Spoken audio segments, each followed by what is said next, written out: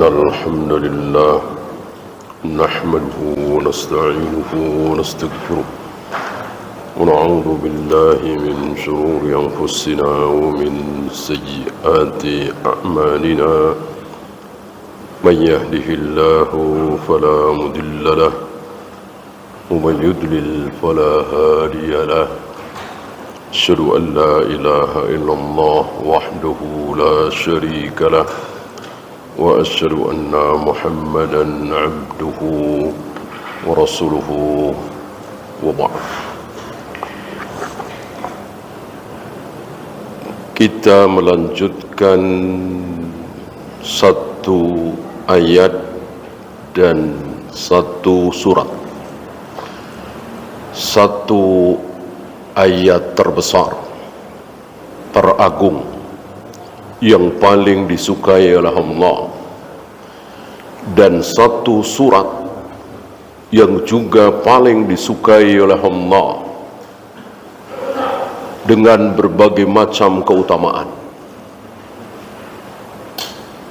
Dibaca setelah selesai salat, tidak ada yang menghalangi dia untuk masuk surga, kecuali, kata Nabi, kecuali mati. Tapi yang dimaksud oleh Nabi adalah kecuali hidup. Yang keluar dari lisan Nabi mati, tapi yang dimaksud oleh beliau hidup. Apakah beliau salah ucap? Tidak, tidak salah ucap. Biasa orang Arab kalau mengatakan sesuatu yang sudah pasti, kadang-kadang menyebut kebalikan.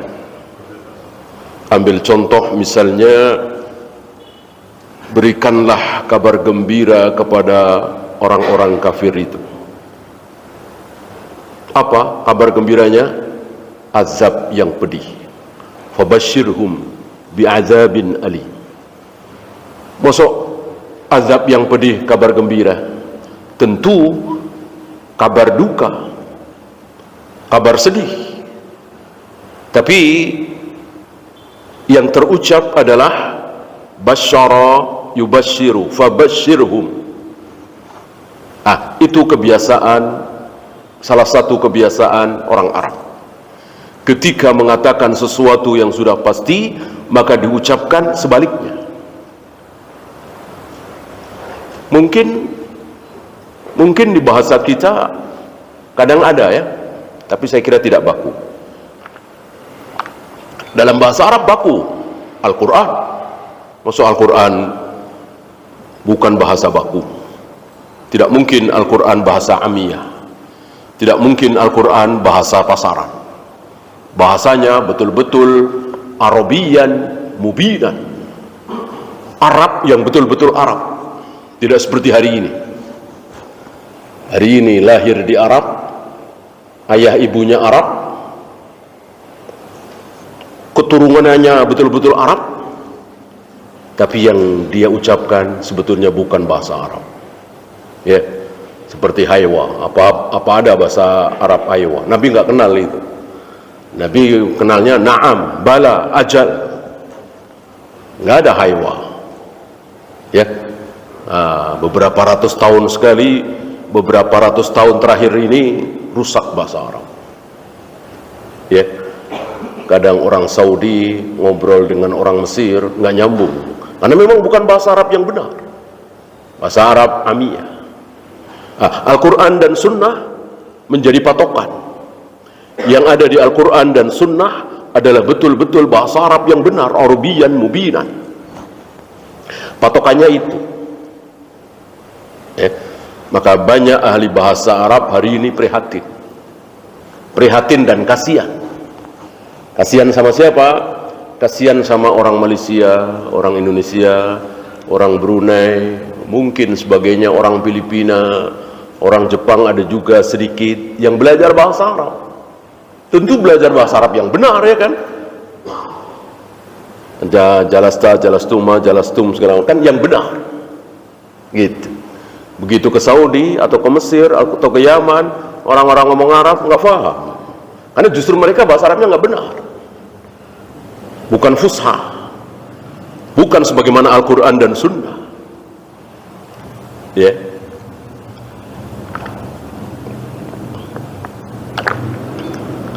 Nah, orang Arab biasa mengucapkan sebaliknya, seperti tadi. Tidak ada yang menghalangi seseorang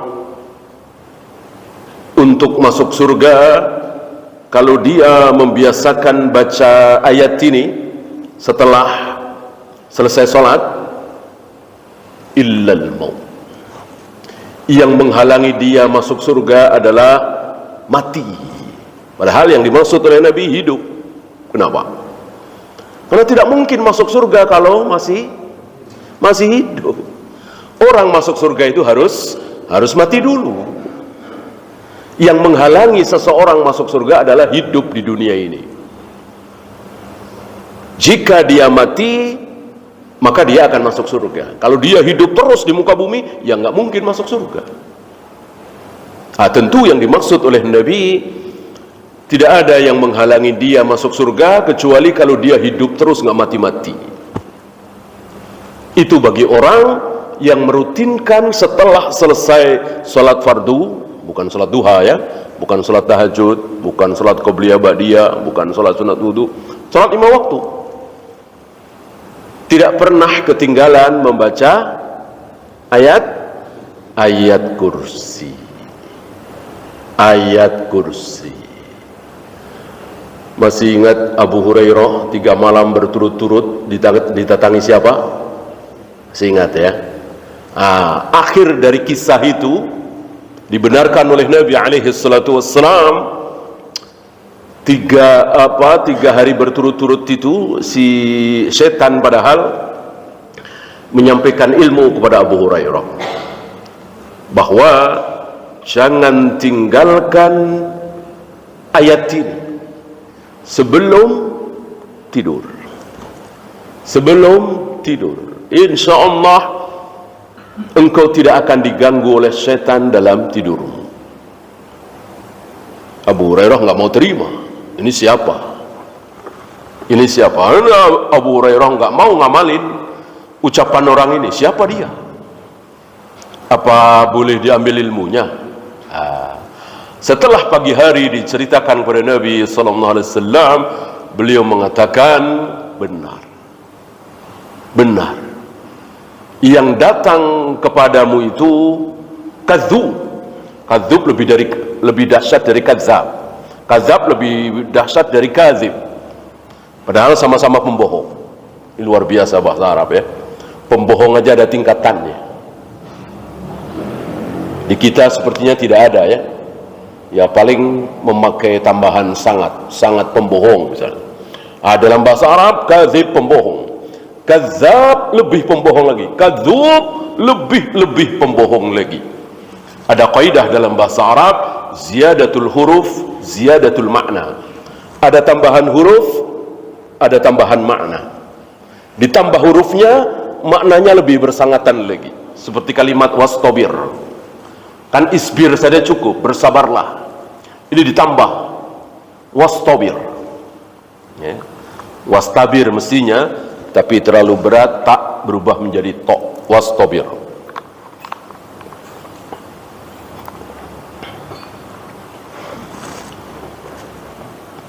Nah, Nabi mengatakan dia kadzub, dia pembohong. Tapi ucapan dia tadi malam kepadamu benar. Baru Abu Hurairah mengamalkan ilmu ini. Dari siapa? Tentu dari Nabi SAW. Maka keliru besar orang yang mengeluarkan fawaid, menyimpulkan dari kisah Abu Hurairah ini, ambil ilmu dari siapa saja. Lihat Abu Hurairah. Ambil ilmu dari setan? Nggak bisa. Nggak bisa. Abu Hurairah tidak ngambil ilmu dari setan, dari si kadzub itu, bukan. Dari Nabi SAW. Karena ditakrir oleh Nabi. Jadi yang diambil ilmunya adalah Nabi SAW. Kalau Nabi tidak mentakrir, tidak membenarkan si kadzub ini, tentu Abu Hurairah tidak mau, tidak sudi mengamalkan ilmu dari orang yang tidak dikenal, entah berantah. Ya, inilah kita hari ini. Maka banyak syubhat, banyak kesesatan dan seterusnya, karena kita hari ini mudah sekali mengambil ilmu dari siapa saja. Enggak kenal, tapi karena luar biasa orasinya, ucapannya, pidatonya, dalil-dalilnya, padahal baru lihat sekali dua kali di medsos misalnya, langsung diambil ilmunya. Ini berbahaya, ini sangat berbahaya. Maka muncul berbagai macam kesesatan di situ. Ya. Saya kira antum tahu, anak-anak muda yang melakukan perbuatan konyol atas nama jihad, atas nama ingin masuk surga, yaitu dengan bom bunuh diri. Dia mengambil ilmu dari siapa? Dari orang yang dia tidak kenal. Dari orang yang dia tidak kenal, mungkin kenal sebulan dua bulan. Ketemu di masjid, sedang nunggu azan misalnya, atau ketemu di warung, ngobrol-ngobrol, diajak pengajian, disitulah didoktrin. Kalau engkau mau masuk surga begini, begini, begini, begini, buka surat sekian ayat sekian, buka surat sekian ayat sekian, buka surat sekian ayat sekian. Karena dia awam, nggak punya modal agama sedikit pun, akhirnya tergoda. Mendengar surat sekian ayat sekian, surat sekian, dan dibacanya memang nyambung. Kalau orang jahil membacanya sekilas nyambung. Akhirnya dengan beraninya, dengan teganya dia melakukan bom bunuh diri. Waliyadzubillah, na'udzubillah min dzalik. Gara-gara apa? Mengambil ilmu dari orang yang tidak dia kenal. Nah, kembali ke ayat ini. Ayat terbesar, teragung, termulia, yang paling dicintai oleh Allah.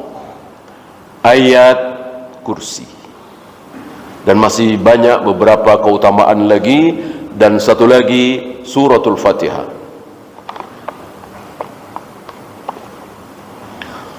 Sampai mengakibatkan seseorang solatnya tidak sah kalau dalam solat itu, ketika berdiri solat itu, dia tidak membaca surat Al-Fatihah. Tentu besar sekali ini keutamaannya, suratul Fatihah. Ya. Dan cukup sampai di sini kebesaran suratul Fatihah berdasarkan riwayat sahih. Tidak perlu kita tambah-tambah dengan riwayat yang tidak sahih. Apa misalnya? Suratul Fatihah 5 qiraat. Surat Al-Fatihah itu untuk apa dia dibaca? Ini tidak sahih dari Nabi SAW. Dari riwayat dhaif ini mereka menyimpulkan mau apapun disunahkan baca Al-Fatihah. Mau mengawali pengajian, mengakhiri pengajian, mengawali, mengakhiri doa, mengakhiri zikir berjamaah, mengawali acara dan seterusnya. Ini tidak sahih. Ya. Bahkan habis solat, baik solat fardu atau solat yang lain, solat mayat, tidak didapat riwayat disunahkan membaca suratul Fatihah. Tidak ada. Tidak ada. Membaca surat Al-Fatihah di dalam solat apa di luar solat? Di dalam solat. Ya, cukup. Ya. Beda dengan air zam-zam. Air zam-zam sahih. Ma'u zam-zam 5 syuribat. Air zam-zam itu untuk apa dia diminum? Artinya, ketika kita memohon sesuatu setelah minum air zam-zam atau sebelum minum air zam-zam, insyaallah dikabulkan. Ya, insyaallah dikabulkan.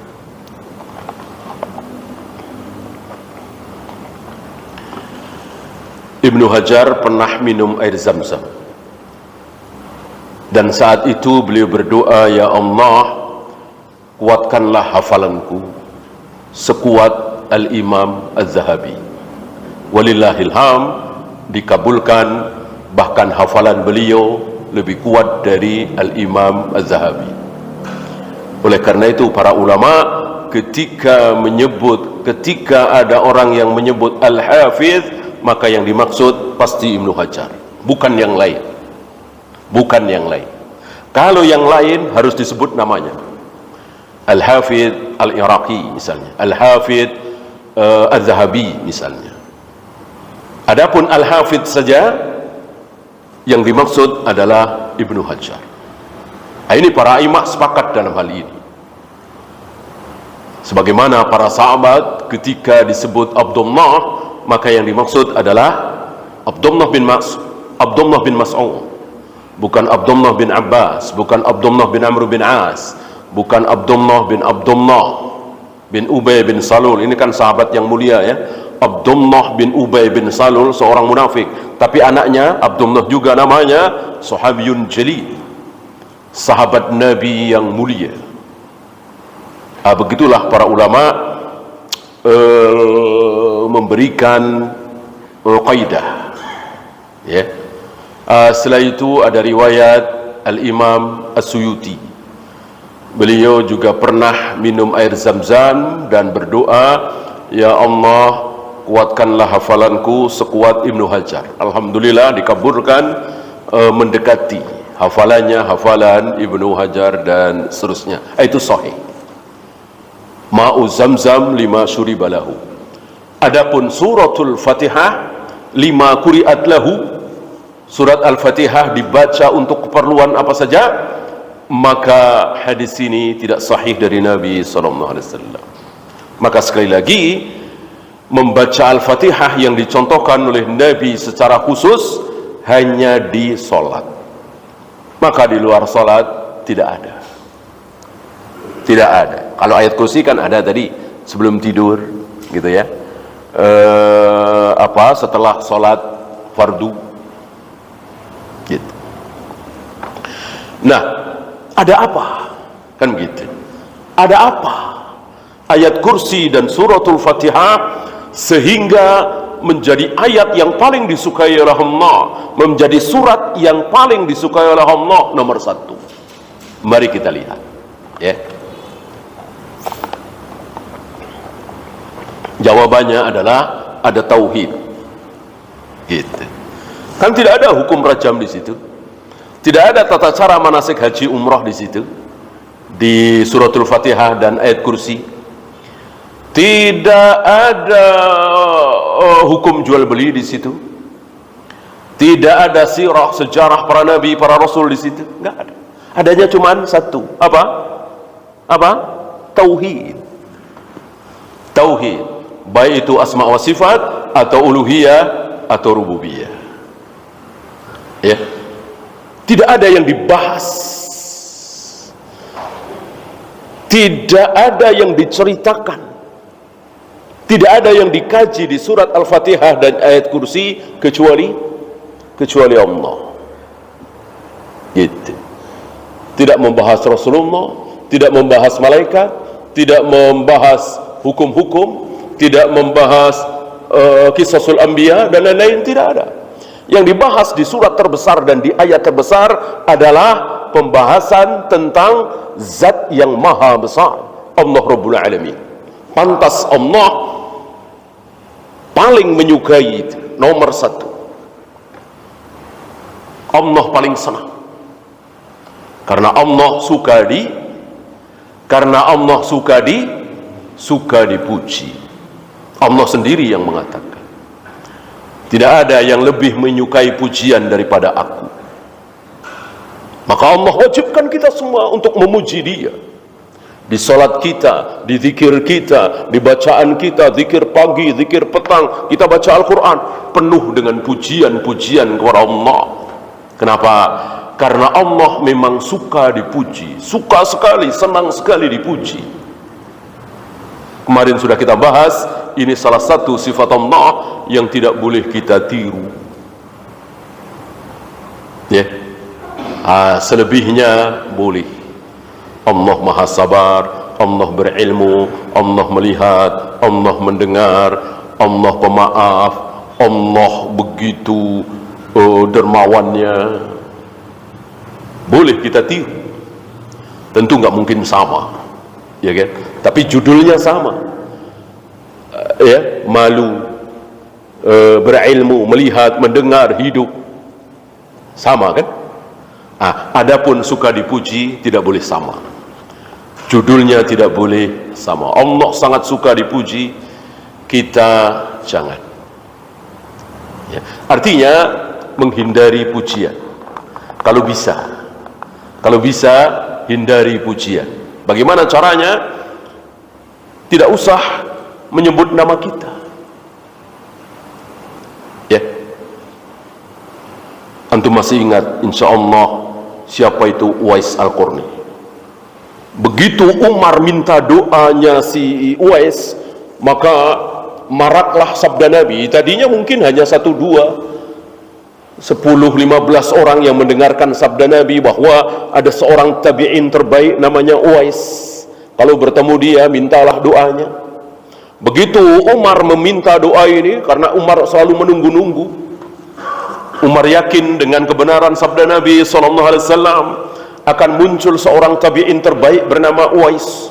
Luar biasa, berbondong-bondong. Minta doa, disebut namanya dan seterusnya. Uwais malah sembunyi. Ini kira-kira para salaf kita sembunyi dari kemasyhuran, sembunyi dari sanjungan, pujian. Tidak seperti kita. Gimana caranya supaya orang tahu prestasi saya, supaya orang tahu ilmu saya, supaya orang tahu bahwa saya kuat hafalannya, supaya orang tahu bahwa saya ini cerdas, maka ditampakkan. Ya. Adapun para a'immah tidak. Ya. Mungkin antum pernah ngikutin, ya, majelisnya Syekh Musa Nasr, majelisnya Syekh Masyhur Hasan Salman, ya. Membaca kitab, dibaca, ya. Seolah apa, ya? Seolah beliau bukan orang alim. Beliau sampaikan saja apa yang perlu disampaikan. Beliau nggak buka, ini ada di surat sekian ayat sekian, hadis riwayat ini, ya, halaman sekian, ya, di sini pojok kiri atas, sebelah sini, enggak. Insya Allah beliau hafal Al-Quran, tapi tidak ditampakkan, ya, tidak seperti kita. Kalau tidak salah saya pernah sampaikan juga di majelis ini, ketika Imam Bukhari yang masih 19 atau 20 tahun kira-kira dari Bukhara datang ke Baghdad waktu itu, bertemu dengan seorang alim besar, Muhammad bin Bashar. Alim besar ini sudah syuyukh, ya, sudah tua, mungkin 60-an gitu. Bertanya kepada Bukhari yang waktu itu masih 19 atau 20 tahun, dari mana kamu? Dijawab, dari Bukhara.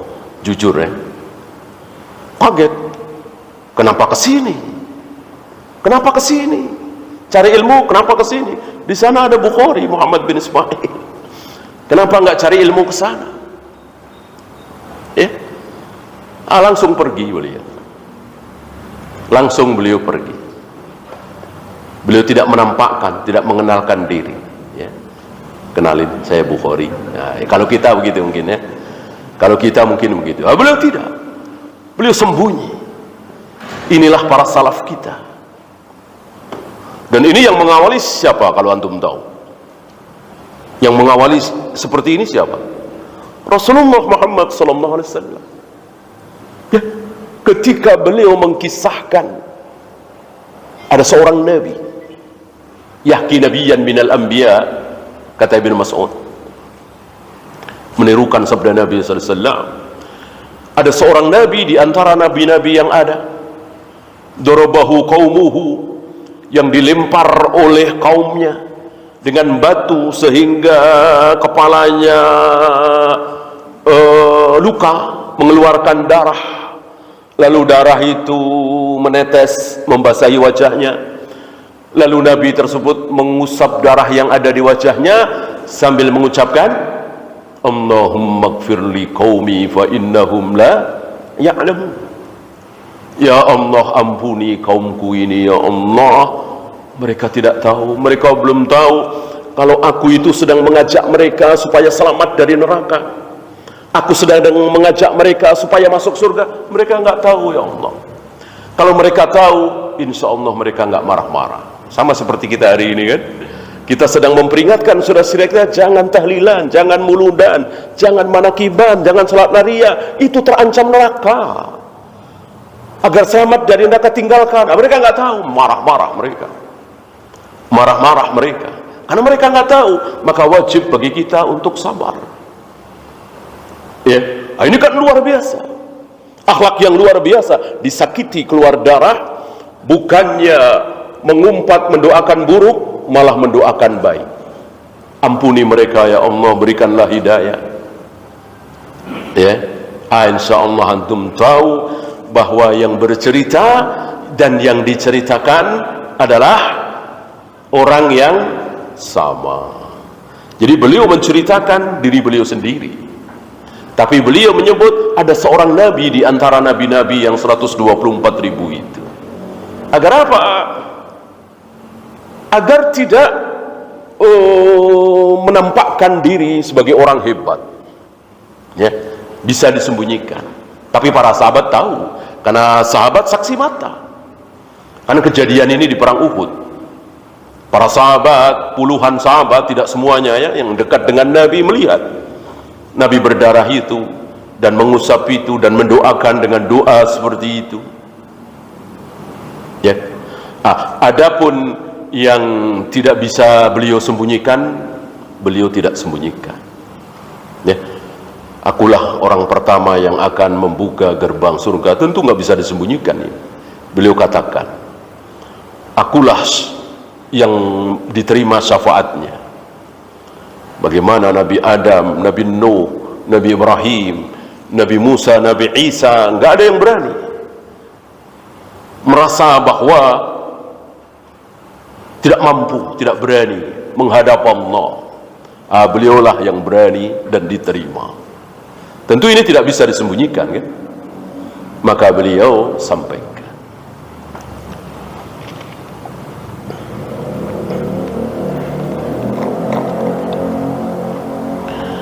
Mari kita lihat isi dari ayat kursi. Kalau Al-Fatihah insyaallah sudah sering pembahasannya. Apa iya isinya cuma tauhid? Ya.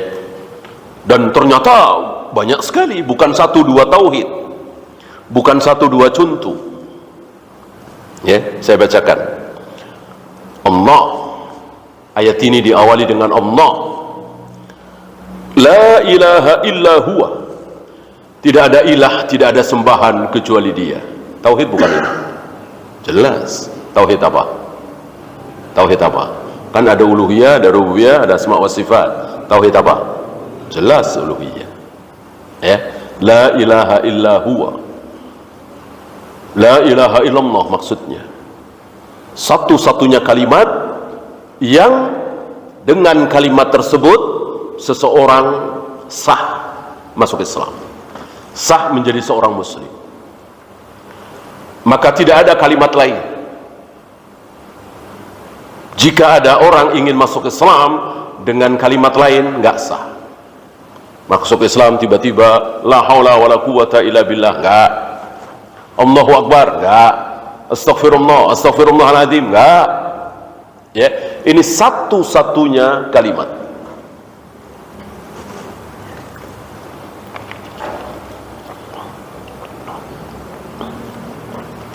Maka walaupun nampak tanda-tanda keislaman, keimanan, tetap dianggap kafir.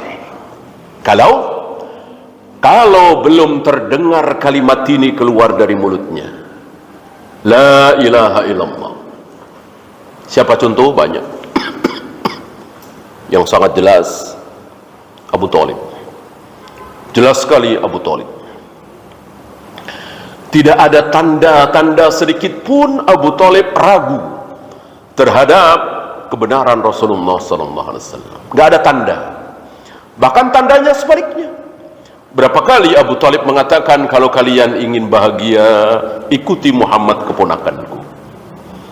Dari kecil dia bersamaku, aku belum pernah melihat, mendengar sekali saja dia berbohong. Maka tidak mungkin orang yang dari kecil nggak pernah berbohong, tiba-tiba sekarang berbohong besar. Bukan utusan Allah, ngaku utusan Allah. Belum pernah melihat surga neraka, bilang pernah melihat surga neraka, nggak mungkin. Ini kebohongan yang luar biasa besar. Ya. Belum makan, bilang sudah makan saja, nggak pernah. Kalau kita kan sering sekali ya. Rasulullah tidak pernah. Dan itu kan juga tidak berdosa kan? Bisa tauriah kan? Dari pagi belum makan, ditanya sudah makan belum? Sudah. Ya ini bohong kan? Tapi tidak berdosa. Karena bisa saja yang dimaksud kita sudah kemarin sudah pernah, gitu kan? Tidak berdosa. Nabi selamat dari ini. Walaupun tauriah Nabi tidak pernah. Jadi betul-betul beliau jujur sejujur-jujurnya. Itu disaksikan oleh Abu Thalib. Dan Abu Thalib yakin betul kebenaran Nabi sallallahu alaihi wasallam. Tapi tetap Abu Thalib kekal di neraka selama-lamanya. Kenapa? Karena belum keluar kalimat itu dari mulutnya, la ilaha illallah. Oleh karena itu, ketika Abu Thalib menjelang sakaratul maut, Nabi berusaha, barangkali ini kesempatan terakhir. Tentu kemarin-kemarin sudah diajak, entah sudah berapa puluh kali, berapa ratus kali. Ini kesempatan terakhir barangkali. Direcokin nama 3 orang. Salah satunya Suhail bin Amr. Dan belakangan Suhail bin Amr masuk Islam. Ini luar biasa rahasia takdir ya. Menghalangi Abu Thalib untuk mengucapkan la ilaha illallah, tapi dia sendiri akhirnya mengucapkan la ilaha illallah, masuk Islam. Jadi takdir betul-betul rahasia. Maka antum tidak boleh mereka-reka takdir. Antum tidak boleh merasa aman dari takdir. Sekarang sehat, harta banyak, karir menanjak terus, nama besar, antum merasa bahwa itu akan sampai akhir hayat. Tidak boleh. Allah bisa berbuat apapun, membalikkan keadaan kita, dan sudah ada contoh di kiri kanan kita. Besar, kaya raya, berpangkat, jenderal, hari ini menyedihkan sekali nasibnya. Ya, 30 tahun lebih berkuasa, tiba-tiba tumbang. Kaya raya dari kecil, tiba-tiba jatuh bangkrut. Ini bukan 1-2. Termasuk akhirat. Apa ketika selama ini kita yakin dengan ahlu sunnah salaf, terus beribadah sesuai sunnah Nabi, tidak pernah tertinggal salat berjamaah 5 waktu, lalu kita merasa aman? Tidak mungkin kita jatuh dalam maksiat, tidak mungkin kita futur, tidak mungkin kita masuk aliran sesat. Bahkan murtad saja tidak mustahil. Kita semua yang duduk di sini menjadi murtad mustahil? Tidak mustahil. Selagi kita masih hidup. Ya.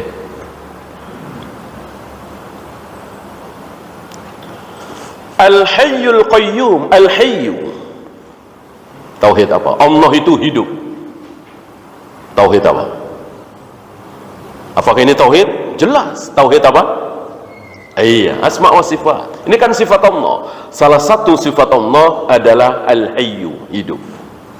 Sifat apa? Sifat zatiyah. Sifat yang ada pada diri Allah secara garis besar, sifat yang ratusan bahkan ribuan pada diri Allah itu secara garis besar dibagi 2. Apa dan apa? Zatiyah dan fi'liyah. Apa sifat zatiyah? Selalu menempel pada diri Allah, tidak pernah lepas. Apa contoh? Ya ini hidup, melihat, mendengar, pintar, maha berilmu kan? Pernahkah Allah bodoh? Tentu tidak pernah. Pernahkah Allah tidak melihat, tidak mendengar? Gak mungkin. Jadi selalu melekat pada diri Allah. Ini sifat zatiyah. Satu lagi sifat fi'liyah. Apa sifat fi'liyah?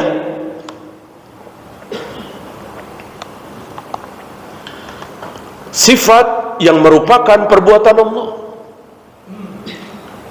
Yang perbuatan Allah ini tentu dilakukan dan kadang tidak dilakukan. Kadang dilakukan oleh Allah, kadang tidak. Apa misal? Allah tertawa.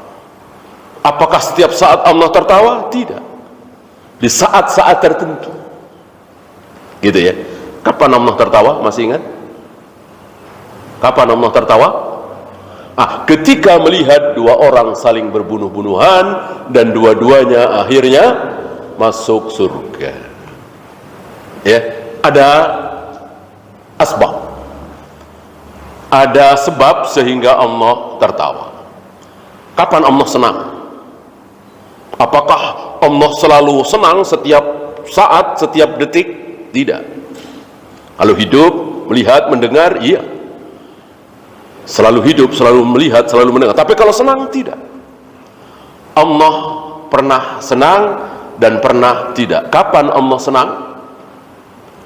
Ketika ketika ada di antara kita bertaubat. Allah senang sekali ketika kita bertaubat. Antum selama ini masih ngerokok misalnya, masih dengerin musik misalnya, atau kadang-kadang masih suka minum khamar misalnya, karaokean misalnya. Nah, antum pagi tadi taubat. Entah apa sebabnya, mungkin dengar ceramah atau apa, antum bertekad mau berhenti. Ketika antum bertekad itu, Allah senang sekali. Melebihi senangnya seorang hamba yang menemukan kembali barangnya yang hilang. Ya. Ini sifat fi'liyah. Nanti dalam pembahasan selanjutnya sifat zatiyah dibagi dua lagi, sifat fi'liyah dibagi dua lagi. InsyaAllah nanti akan dibahas oleh beliau. Al-Qayyum. Apa Qayyum? Dari qama yaqumu qiyaman. Sering diartikan dengan berdiri sendiri. Artinya tanpa apapun bisa, tanpa siapapun bisa. Beda dengan kita. Coba kita tanpa apapun dan tanpa siapapun pasti mati. Ya, tanpa ayah, tanpa ibu, tanpa kakak, tanpa saudara, ya mungkinlah diasuh oleh panti asuhan, ya kan? Apakah dia butuh yang lain? Ya butuh lah, butuh petugas panti asuhan itu kan dari kecil. Atau kita hari ini, ya, kita hari ini tanpa apapun. Tanpa uang, tanpa makanan, tanpa minuman, bisa kita? Nggak mungkin bisa. Jadi betul-betul kita tergantung oleh orang dan oleh benda. Oleh siapa dan oleh apa. Allah tidak. Karena dulu Allah hidup dan besar dan mulia sebagaimana hari ini, padahal langit belum ada, bumi belum ada, malaikat belum ada, manusia boro-boro. Tapi Allah besar, azim, mulia, tidak butuh apa-apa. Itu barangkali yang dimaksud dengan Al-Qayyum. Tidak butuh apa-apa, jadi berdiri sendiri. Bahkan segala sesuatu butuh Allah. Apakah langit butuh Allah? Iya. Apakah bumi butuh Allah? Iya. Apakah kita semua butuh Allah? Pasti. Bagaimana Jibril, Mikail butuh? Butuh. Kalau Allah nggak ada, hancur semua. Ya. Bahkan nanti di kalimat selanjutnya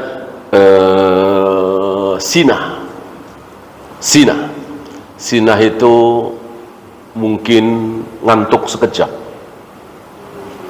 ya, nunutan, ya. Bukan tidur, ya. Ini di kalimat selanjutnya, kan, la ta'khuduhu sinah, tidak pernah ngantuk. Bukan tidur kalimat selanjutnya wala naum, ngantuk doang, mungkin 2 detik 3 detik gitu. Kan pernah terjadi dialog antara Nabi Musa dengan Allah. Pertanyaan Nabi Musa, apakah engkau mengantuk? Nah, dijawab oleh Allah dengan perintah Nabi Musa suruh memegang 2 telur, entah telur apa, burung apa. Nah, sudah, peganglah, ya, semenit, 2 menit, sejam, 2 jam, 5 jam, 6 jam, 7 jam, ya, lama-lama ngantuk. Nabi Musa sama dengan kita, sama-sama manusia, tentu lama-lama ngantuk. Nah, ketika ngantuk itulah jatuh, telurnya pecah. Allah mengatakan, begitulah langit dan bumi, nasibnya akan seperti telur itu, hancur, pecah, nggak karuan, kalau aku ngantuk. Gitu. Kenapa planet-planet, matahari, bulan berjalan begitu rapinya, nggak ada yang bertabrakan? Seandainya ada yang tabrakan, itu juga kehendak Allah, ya, karena dijaga terus oleh Allah. Allah nggak pernah ngantuk. Ini nggak boleh begini, kalau begini bahaya, ini harus begini. Allah mengaturnya dari alam yang luar biasa besar sampai yang paling kecil, yang kita nggak lihat, bakteri, virus, kuman, kita nggak lihat, kan, kalau nggak ada alat. Allah mengetahui dan Allah mengaturnya. Sampai apa yang ada di hati kita, sampai kehendak kita diatur oleh Allah. Jangankan tangan kita, kaki kita, mata kita, lisan kita, kehendak kita diatur oleh Allah. Wa ma tasyauna illa ay yasha Allah rabbul alamin. Setiap kali kalian berkehendak, itu diatur oleh Allah, itu kehendak Allah. Luar biasa ilmu Allah. Maka bodoh sekali, bodoh sebodoh-bodohnya kalau sampai kita tidak siqah kepada Allah. Segitu luar biasa ilmunya, enggak siqah. Wah, ini kurang tepat nih, kalau 1/3, mestinya 1/4. Jahil sekali kalau begitu. Kita menentang hukum waris dari Allah, ya. Mosok cuman gara-gara nggak punya anak laki-laki lalu saudara dapat apa hubungannya, ya? Kalau saya punya anak laki-laki, saya meninggal, saudara-saudara saya nggak dapat waris dari harta saya. Tapi kalau saya tidak punya anak laki-laki, anak saya perempuan semua, atau saya nggak punya anak, harta saya, saudara-saudara saya dapat waris dari harta saya. Banyak dari kita nggak terima ini. Apa hubungannya? Padahal anak perempuan banyak, ya, belum pada berpenghasilan, belum pada punya suami misalnya. Begitu aturannya, iya. Nggak siqah sama Allah yang membuat aturan itu di surat An-Nisa. Berarti kita yang jahil. Ya.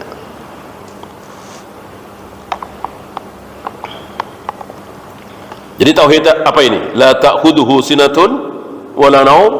Apa? Ya, jelas, asma wa sifat. Ini kan sifat Allah, tidak sinah, tidak naum, tidak ngantuk, tidak tidur. Lahu ma fis samawati wa ma fil ard. Ini terbalik, ya, mestinya ma fis samawati wa ma fil ard. Lahu, kan mestinya begitu. Susunan normalnya begitu, mubtada dulu baru khabar.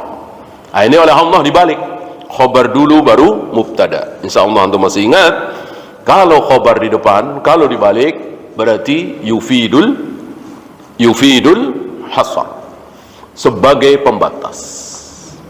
Artinya kalau ma fis samawati wa ma fil ard, langit dan bumi itu milik Allah, lahu, masih ada kemungkinan ada pemilik lain selain Allah. Tapi kalau dibalik, lahu ma fis samawati wa ma fil ard, tidak mungkin ada pemilik lain. Maka terjemahan yang tepat adalah hanya milik Allah apapun yang ada di langit dan apapun yang ada di bumi. Tauhid bukan ini? Jelas, jelas ya. Semuanya Allah yang memiliki, tentu Allah yang mengatur. Apa? Ar-rububiyah. Tauhid semua, dari awal sampai akhir.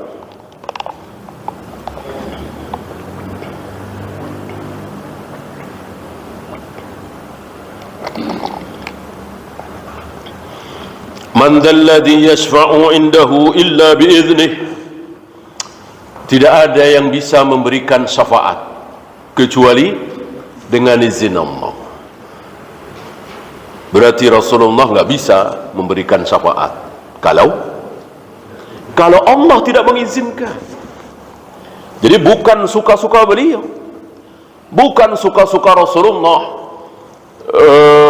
memberikan syafaat. Seandainya syafaat itu suka-suka beliau, niscaya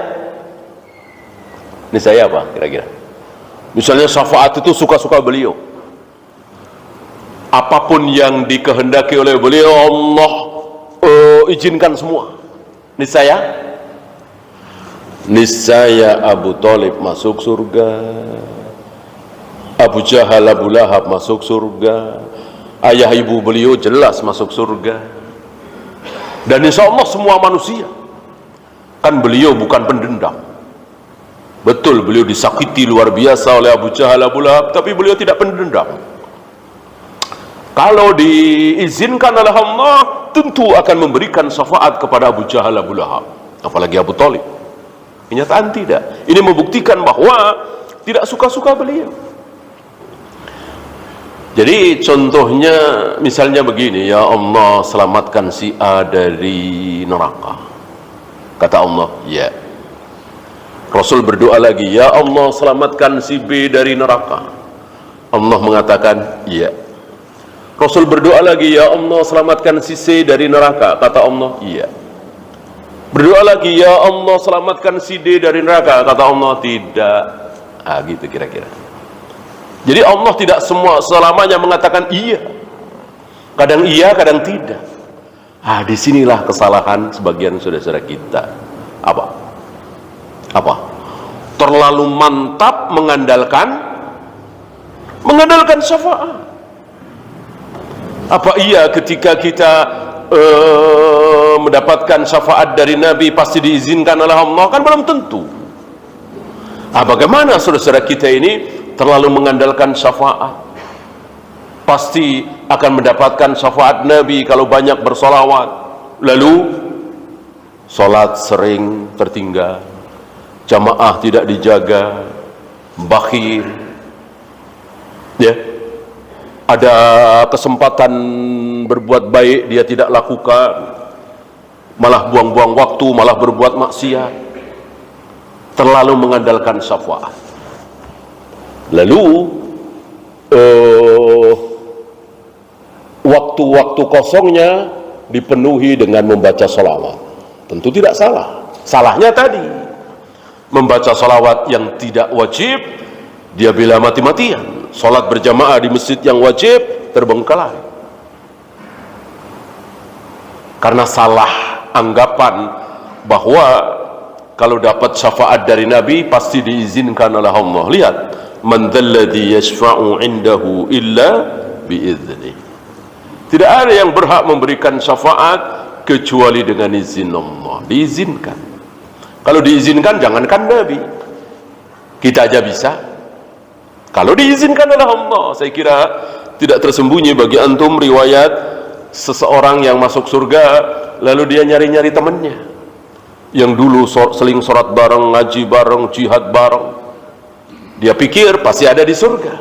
sama dengan dia, orang amalannya sama misalnya. Tapi ternyata tidak ada di surga. Dia bertanya kepada Allah, ya Allah, di mana si fulan, temanku dulu? Dijawab oleh Allah, dia di neraka.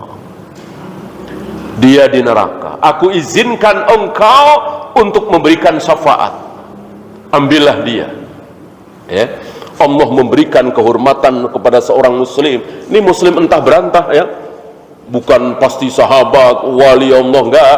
Artinya seorang muslim yang beriman dan beramal soleh. Dan pada hakikatnya yang beriman beramal soleh ya wali, ya.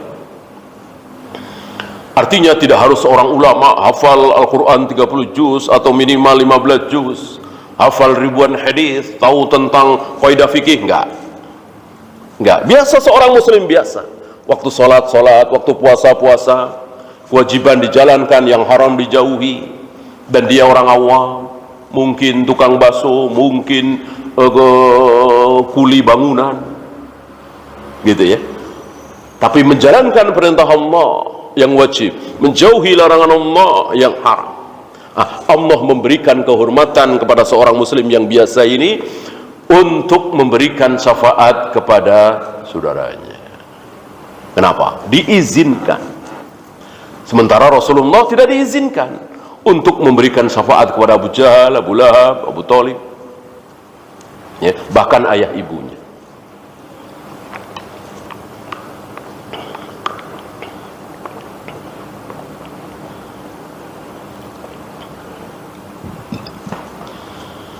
Ya'lamu ma baina aydihim wa ma khalfahum, mengetahui apa yang di belakang mereka, apa yang di depan mereka. Tauhid apa ini? Allah mengetahui, ya jelas sifat, ya. Wala yuhituna bi syai'in min ilmihi illa bima syaa. Tidak ada yang mengetahui tentang diri Allah, ilmunya, ya. Illa bima syaa, kecuali dengan apa yang Allah kehendaki. Allah menghendaki kita tahu kalau Allah bersemayam di atas arsy, gitu. Allah menghendaki kita tahu jarak antara Allah dengan arsy berapa kilometer. Allah nggak menghendaki, makanya kita nggak tahu. Makanya nggak ada ayat, nggak ada hadis, nggak ada keterangan berapa jarak antara Allah dengan arsy. Ya, nempel nggak mungkin. Allah sudah memberitahu, walaupun tidak sharih, ya, tapi di beberapa ayat dan hadis, bahwa Allah tidak menempel di makhluk. Tidak ada satupun makhluk yang bisa menempel dengan Allah, walaupun yang terdekat, yang terbesar, yaitu arsy. Karena arsy ini bukan khalik, arsy ini adalah makhluk, maka arsy tidak mungkin menempel dengan Allah. Ya,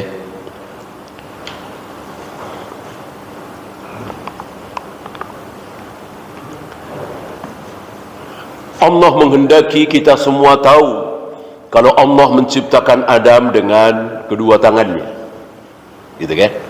Maka Allah kasih tahu, ma mana'aka an tasjuda lima khalaqtu biyadayya. Aku telah ciptakan Adam dengan kedua tanganku. Apakah Allah menghendaki kita semua tahu berapa menit, berapa jam Allah menciptakan Adam? Dari mulai tidak ada sampai Adam berwujud, berapa jam, berapa lama? Allah menghendaki? Allah tidak menghendaki. Maka kita tidak tahu. Yang kita tahu cuma Allah menciptakan Adam dengan kedua tangannya. Dan Adam diciptakan dari tanah, bukan dari batu, bukan dari air, bukan dari cahaya dan seterusnya, bukan dari api.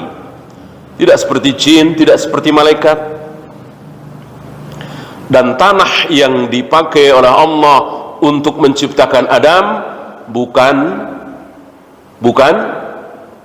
satu tanah. Tanah kan macam-macam. Kalau Nabi mensabdakan, mengumpamakan ada 3 jenis tanah, ya. Nanti kita bahas insyaallah. Adapun orang-orang yang tahu tentang pertanahan, ya jelas mengetahui banyak sekali, ya. Ada tanah begini, tanah begitu, tanah begini, tanah begitu. Nah, Adam diciptakan dari seluruh tanah yang ada. Berarti pada diri Adam tercampur antara tanah yang baik dengan yang tidak baik. Maka anak keturunan Adam ada yang luar biasa baik seperti para nabi, para rasul. Wabil khusus Nabi Muhammad SAW. Terkagum-kagum kita dengan kebaikan beliau, kebaikan para nabi, para rasul. Tapi ada juga keturunan Adam yang seperti Fir'aun, Abu Jahal, Abu Lahab, dan lain-lain. Kita kenal insya Allah manusia-manusia, tetangga, saudara, kenalan, teman yang kehendak Allah. Ya, Allah menghendaki kita tahu. Ya, tapi Allah tidak menghendaki kita tahu berapa jumlah yang baik, berapa jumlah yang tidak baik. Gitu. Ya. Kalau perbandingan ada. Perbandingan yang masuk surga dengan yang masuk neraka. Setiap 1000 manusia, berapa yang masuk neraka? Masih ingat? 999. Allah menghendaki kita tahu perbandingannya. Jumlahnya nggak tahu. Allah tidak pernah mengatakan lewat lisan Nabi bahwa yang akan masuk surga adalah 10 juta misalnya. Nggak ada keterangan seperti itu. Allah nggak menghendaki. Jadi seluruh pengetahuan kita tentang Allah itu betul-betul kehendak Allah, bukan kehendak kita, bukan kehendak Rasulullah SAW. Maka jangan ngeritik Allah. Ya, Allah turun ke langit dunia setiap sepertiga dikasih tahu. Allah membolak-balikkan hati manusia dengan 2 jarinya, dikasih tahu. Tapi kenapa seseorang diberi hidayah, kenapa seseorang tidak diberi hidayah? Kok nggak dikasih tahu? Mungkin maunya kita dikasih tahu. Ya, Allah nggak ngasih tahu. Orang yang akan aku beri hidayah adalah yang begini. Pokoknya kalau dia berbakti kepada orang tuanya, ibunya, pokoknya kalau dia cerdas, pokoknya kalau dia orangnya ngalahan atau dermawan, pasti aku kasih hidayah. Betul? Ternyata nggak betul. Berapa banyak orang dermawan, berbakti kepada ibunya, ngalahan, tapi masuk neraka, kekal di neraka. Kenapa? Kristen? Atau Hindu? Atau Buddha? Antum kira orang Kristen, Buddha, Hindu nggak ada yang baik? Banyak. Yang dermawan, yang tidak durhaka kepada ibunya, yang ngalahan, yang jujur, yang amanah, banyak sekali.